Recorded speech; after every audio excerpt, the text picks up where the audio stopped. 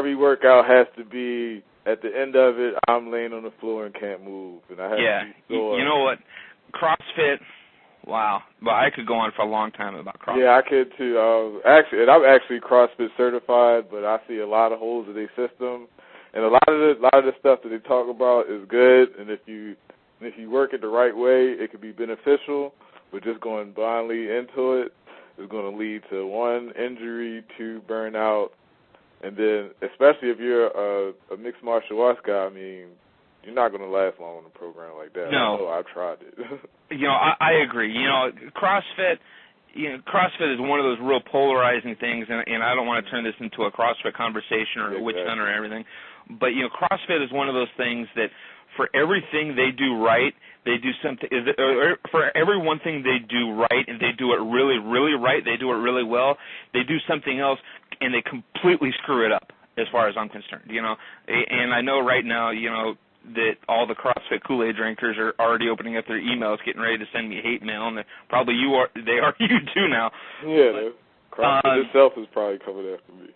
Yeah, what the thing about CrossFit is, like I say, for every one thing they do right, they do something else wrong. They've got a lot of great ideas, but I think their execution of it is completely wrong. I don't want to say completely wrong. In a lot of ways, it's wrong.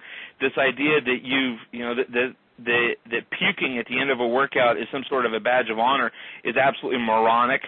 I mean, think of it this way. When was the last time, you were studying, whether you were in college, high school, whatever, and it was a badge of honor to say, yeah, you know what, I stayed up all night and studied last night? Yeah, I had a few friends like that, and their grades, I don't think that helped, just put it that way. Yeah, well, you know what, I mean, there's, I don't know about you, but when I was in school, anybody that I ever knew that used to routinely pull all-nighters, they might have been able to do it for a while, but at some point they broke. And you know what? The rest of their grades suffered because they were trying to kill themselves for this one class. And you know what? CrossFit's the exact same way.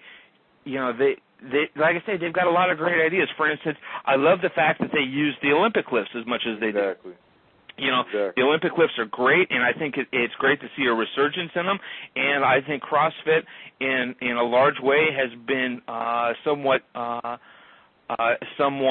responsible for the resurgence and popularity in them, in performing them, and this and that. But at the same time, they've got people that have no business doing Olympic lifts.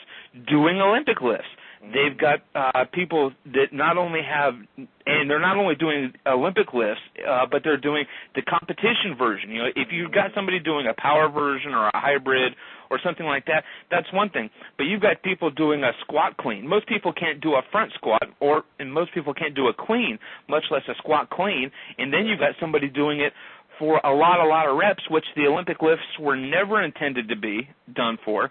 And with this whole emphasis on many of their workouts are done, quote unquote, for time, in that, hey, your better score is the quicker you get done, and this idea that, hey, it's okay to fudge a little bit on your technique as long as you're not going too crazy with it. If that means a quicker time, you've got an exercise that's already fairly technical to perform. You've got a trainee that already has, at best, a rudimentary understanding of how to perform that exercise. You're telling him it's okay to fudge some on the form. You're telling him to perform it in a manner, i.e. for reps, that the exercise was never really done to do. You're telling him to get it done as quick as possible. Well, I don't know about you, but, every time I've ever been involved in anything else, when do you screw up? When do you make mistakes? Is when you try and hurry it along. Exactly. Well, and you're tired, and you're just trying to rush through. Exactly. Yeah, and I mean, I don't care if you're studying or if you're just trying to get in and out of the grocery store too fast. When you hurry and you don't concentrate on what you're doing, guess what? That's when you screw up. Well, here with this stuff, when you screw up, you get hurt. 1-9, clear the line.